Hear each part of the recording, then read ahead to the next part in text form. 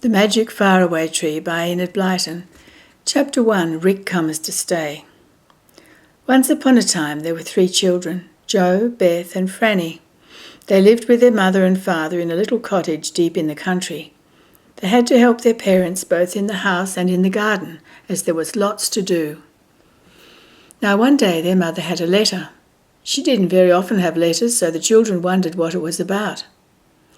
"Listen," she said, "this is something quite exciting for you. Your cousin Rick is coming to stay with us." "Oh," said the children, pleased. Rick was about the same age as Jo. He was a happy boy, rather naughty, and it would be such fun to have him.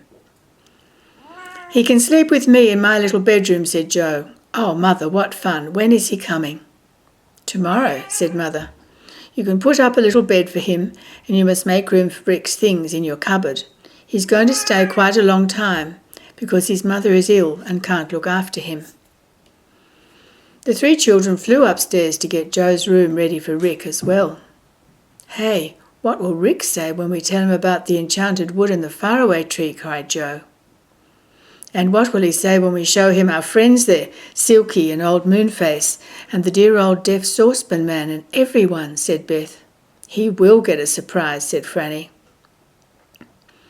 They got everything ready for their cousin. They put up a little camp bed for him and found some blankets. They made room in Jo's cupboard and bedside cabinet for Rick's clothes. Then they looked out of the window. It looked onto a dark, thick wood, whose trees waved in the wind not far from the bottom of the garden.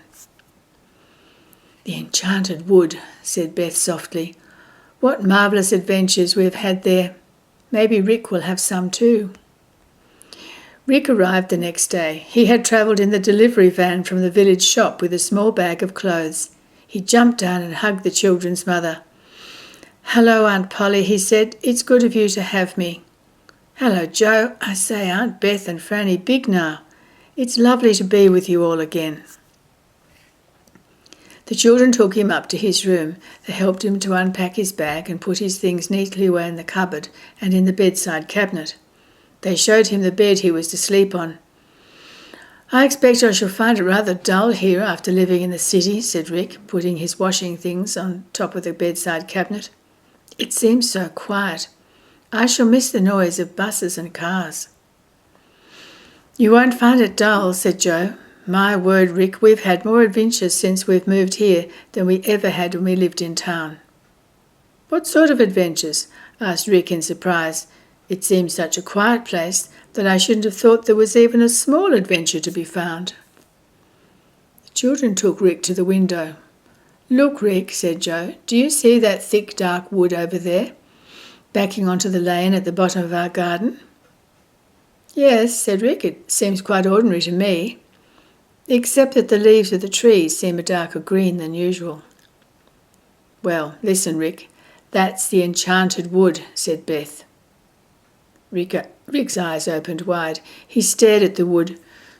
"You're making fun of me," he said at last. "No, we're not," said Frannie. "We mean what we say. Its name is the Enchanted Wood, and it is enchanted. And oh, Rick, in the middle of it is the most wonderful tree in the world."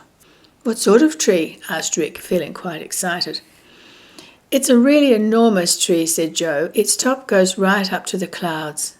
And, oh, Rick, at the top is always some strange land. You can go there by climbing up the top branch of the faraway tree, going up a little ladder, through a hole in the big cloud that always lies on top of the tree, and there you are, in some strange land." "I don't think I believe you," said Rick. "You're making it all up." "Rick, we'll take you there and show you what we mean," said Beth. "It's all quite true. We've had such exciting adventures at the top of the faraway tree. We've been to the rocking land and the birthday land and the land of take what you want and the land of the snowman," said Frannie. "You just can't imagine how exciting it all is."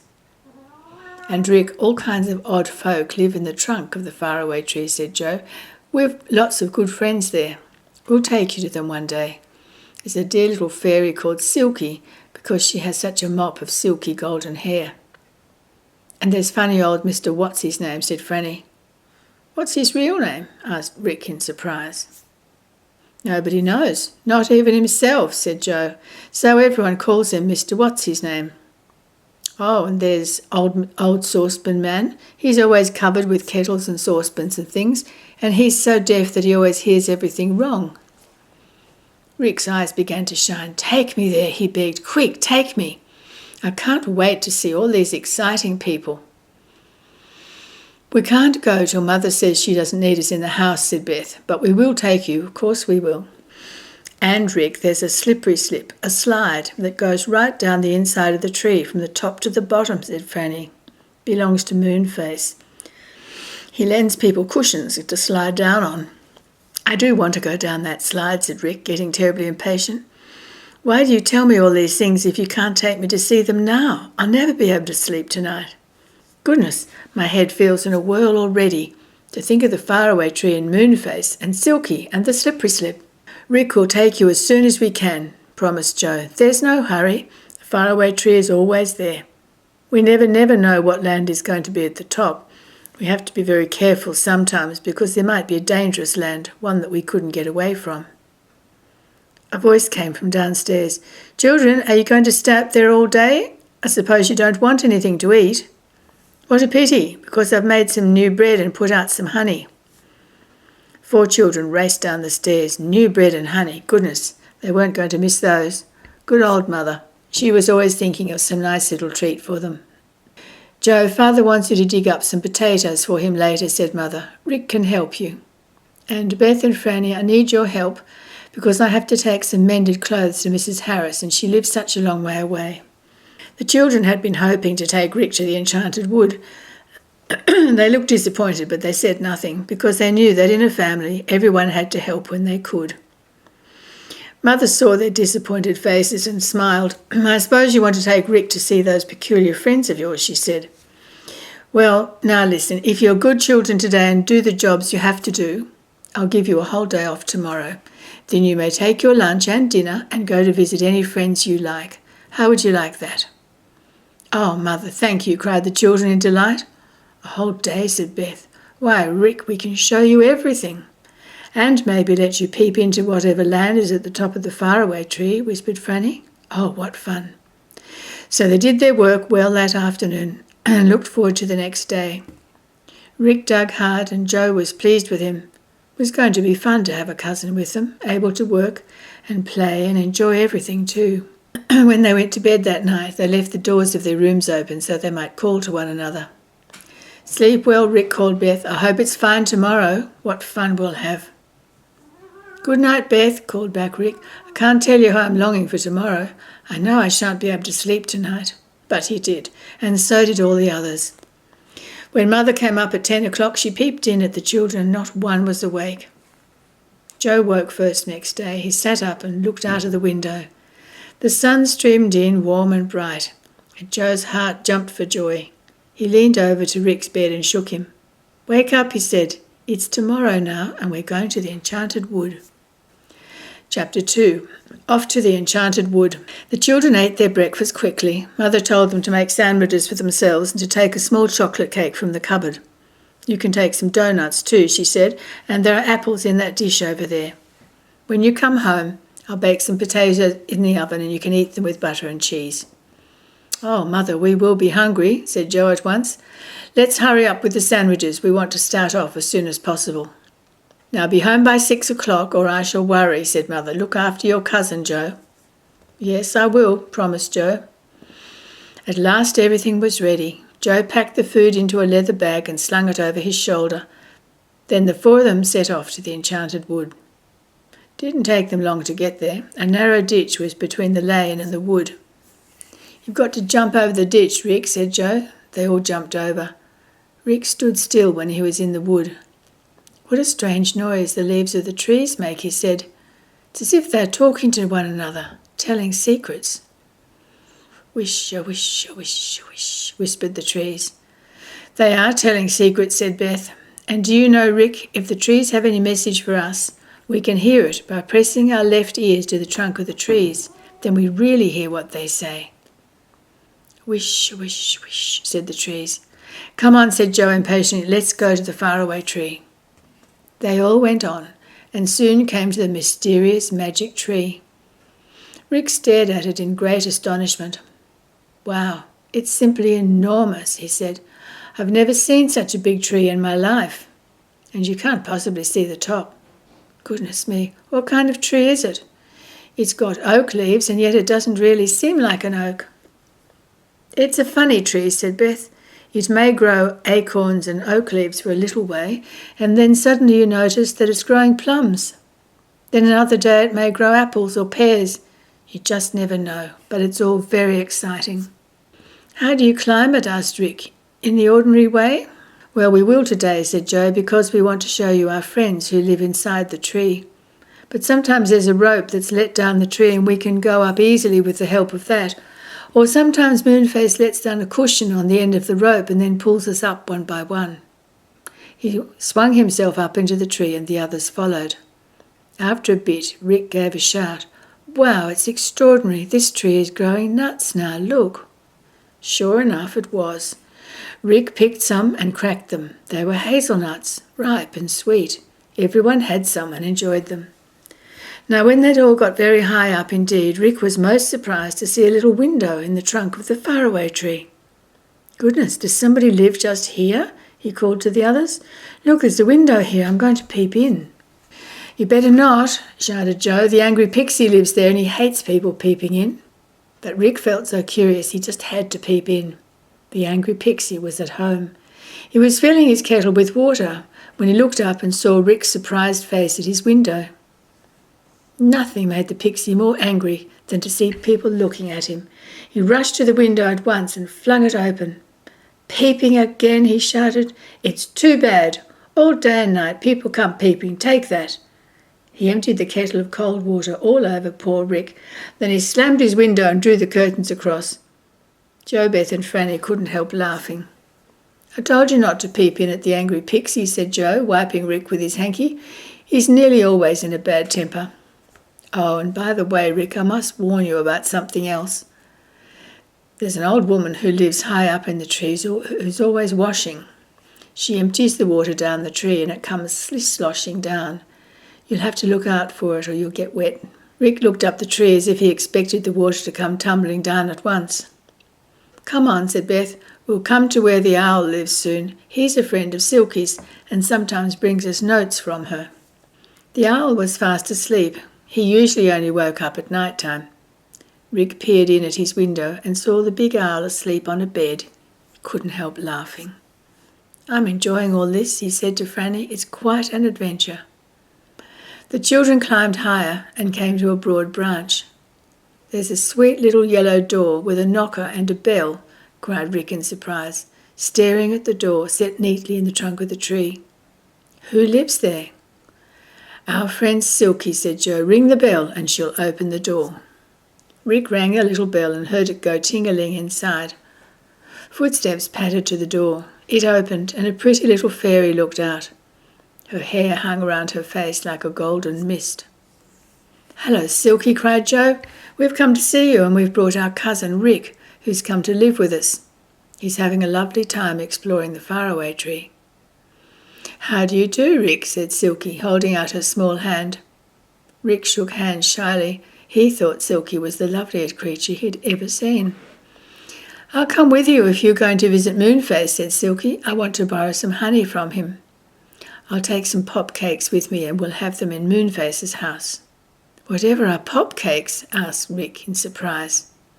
"Wait and see," said Joe with a grin. They all went up the tree again. Soon they heard a funny noise. "That's old Mr. What's-his-name snoring," said Joe. "Look, here he is."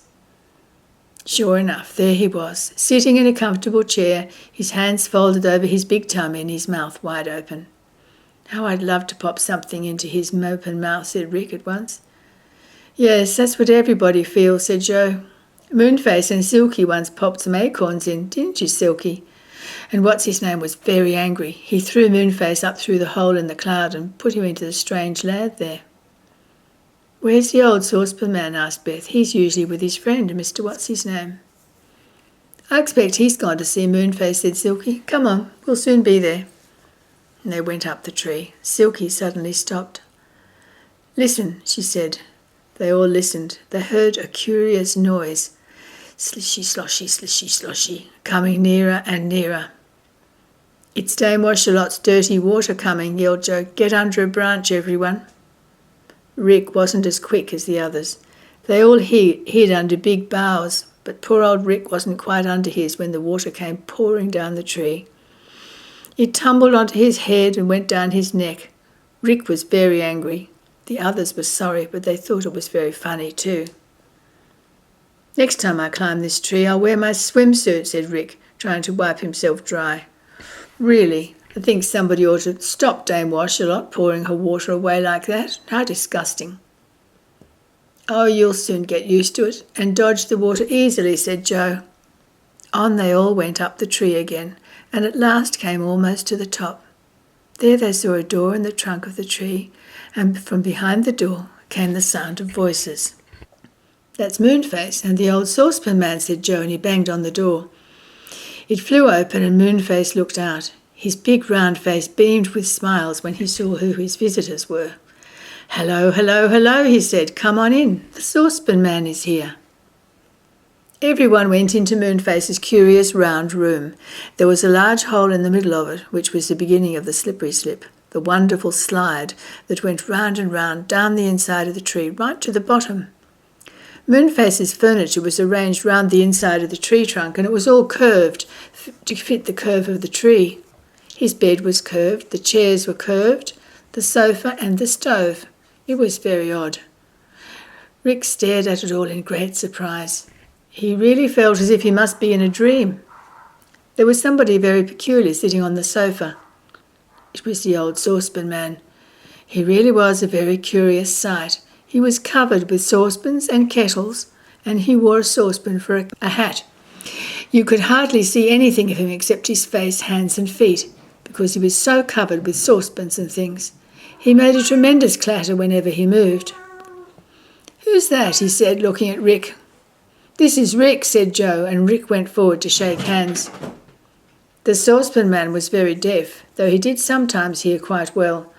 But he nearly always heard everything wrong, and sometimes he was very funny. "Chick," he said. "Well, that's a funny name for a boy." "Not Chick, but Rick," shouted Moonface. "Stick," said the saucepan man, shaking hands. "Good morning, Stick. I hope you're well." Rick giggled. Moonface got ready to shout again, but Silky quickly handed him a bag of pop cakes. "Don't get angry with him," she said. "Look, let's all have some pop cakes. They're freshly made today. And, oh, Moonface, do tell us, what land is at the top of the Faraway tree today?" "The land of Topsy-Turvy," said Moonface, "but I don't advise you to go there. It's very uncomfortable." "Oh, yes, let's," cried Rick. "Can't we just peep at it?" "We'll see," said Joe, giving him a pop cake. "Eat this, Rick." Pop cakes were lovely. Rick put one in his mouth and bit into it. It went pop at once, and he found his mouth full of sweet honey from the middle of the cake. "Delicious," he said. "I'll have another. Oh, Joe, please let's take our lunch up into the land of Topsy-Turvy. Please, please, please." Chapter 3, The Land of Topsy-Turvy. "What is Topsy-Turvy land like?" asked Joe, taking another pop cake. "Never been there," said Moonface, "but I should think it's quite safe, really. It's only just come there, so it should stay for a while. We could go up and see what it's like, and come down again if we don't like it. Silky, Saucepan and I will come with you if you like." Moonface turned to the saucepan man, who was enjoying his 5th pop cake. "Saucepan, we're going up the ladder," he said. "Are you coming?" "Humming," said Saucepan, looking all round as if he thought there might be bees about. "No, I didn't hear any humming." "I said, are you coming?" said Moonface. "Oh, coming," said Saucepan. "Of course I'm coming. Are we going to take our lunch?" "Yes," said Moonface, going to a curved door that opened onto a tiny cupboard. "I'll see what I've got. Tomatoes, plums, ginger snaps, lemonade, I'll bring them all." He put them into a basket. Then they all went out of the funny curved room onto the big branch outside, and Moonface shut his door. Joe led the way up to the very top of the Faraway tree. Then suddenly Rick gave a shout of astonishment. "Look," he cried, "there's an enormous white cloud above and around us. Isn't it mysterious?" Sure enough, a huge white cloud floated above them. but just nearby was a hole right through the cloud. "That's where we go up that hole," said Joe. "See that branch that goes up the hole? Come on." They all went up the last and topmost branch of the Faraway tree. It went up and up through the purple hole in the cloud. At the very end of the branch was the little ladder. Joe climbed the ladder, and suddenly his head poked out into the land of topsy-turvy.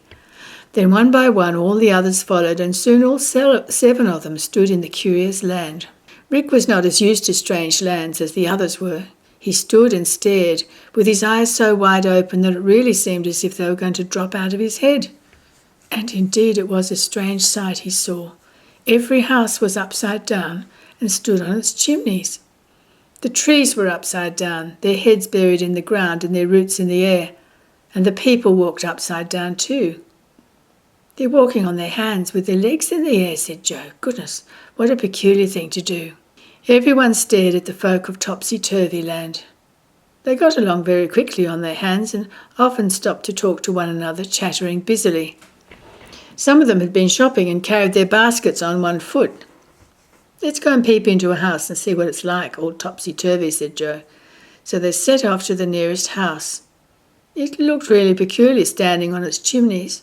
No smoke came out of them, but smoke came out of a window near the top. "How do we get in?" said Beth. They watched a topsy-turvy man walk on his hands to another house. He jumped in at the nearest window, going up a ladder first. The children looked for the ladder that entered the house they were near. They soon found it. They went up to a window and peeped inside. "Gosh," said Joe, "everything really is upside down in it. Chairs and tables and everything. How uncomfortable it must be." An old lady was inside the house. She was sitting upside down in an upside-down chair and looked very uncomfortable. She was angry when she saw the children peeping in. She clapped her hands, and a tall man, walking on his hands, came running in from the next room. "Send those rude children away," shouted the old woman. The tall man hurried to the window on his hands, and the children quickly slid down the ladder because the man looked rather fierce. "It's a silly land, I think," said Joe. "I vote we just have our lunch and then leave this place. I wonder why everything is topsy-turvy." "Oh, a spell was put on everything and everybody," said Moonface, "and in an instant everything was topsy-turvy. Look, wouldn't that be a good place to sit and eat our lunch?" It was under a big oak tree whose roots stood high in the air. Joe and Moonface set out the lunch. It looked very good. "There's plenty for everybody," said Joe. "Have a sandwich, Silky. Saucepan, have a plum." "Crumb?" said Saucepan in surprise. "Is that all you can spare for me, a crumb?" "Plum, plum, plum," said Moonface, pushing a ripe one into the Saucepan man's hands.